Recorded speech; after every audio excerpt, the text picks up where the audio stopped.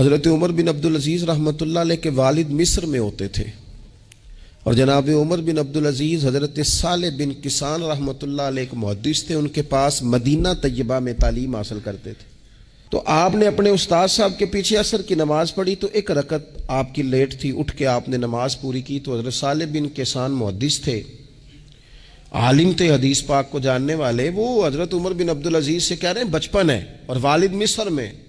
انہوں نے پوچھا بیٹا کہاں تھے؟ نماز میں ایک رکعت میں نے دیکھا کہ آپ نے دیر سے نماز پڑھی ہے۔ تو عرض کرنے لگے میں حضور کنگھی کر رہا تھا۔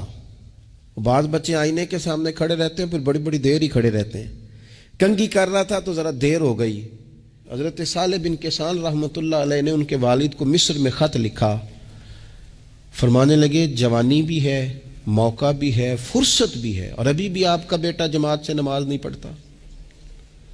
مصر میں خط گیا، آج جب میں نے پوچھا ہے تو اس نے کہا میں کنگھی کر رہا تھا۔ اتنے معمولی سے کام کے لیے اس نے تکبیر اولیٰ چھوڑ دی۔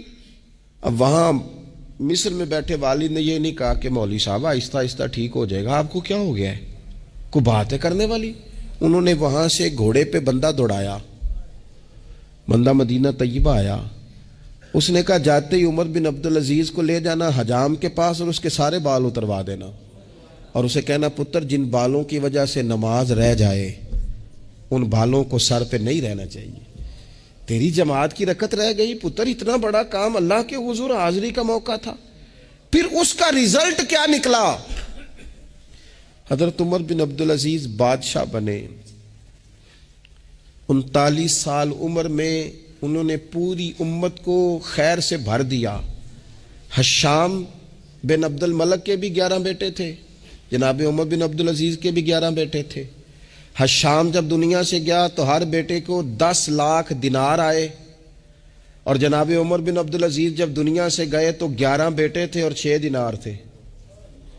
اور جاتی دفعہ کہنے لگے پتر اپنے باپ پہ شکوہ نہ کرنا، تمہارا باپ بزدل تھا، 2 رستے تھے، یا تو میں اپنے لیے جہنم کٹھی کرتا اور تمہارے لیے جائیداد بناتا، لیکن میں بزدل تھا، دوزخ سے ڈر گیا، میں جائیداد نہیں بنا سکا، اپنے باپ کو معاف کر دینا۔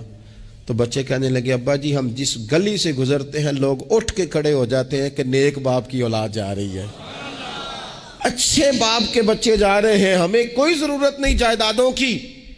وہ شخص جو یہ بیان کرتا ہے نا کہ 6 دینار چھوڑ گئے تھے، وہ کچھ کفن دفن پہ لگ گئے، کچھ اور کسی کام لگ گئے، 6 دینار کل بچے بچوں کے پاس، 11 بیٹوں کے پاس۔ لیکن وہ شخص کہتا ہے وہ جو 10 لاکھ دینار حشام بن عبد الملک کے بچوں کو آئے تھے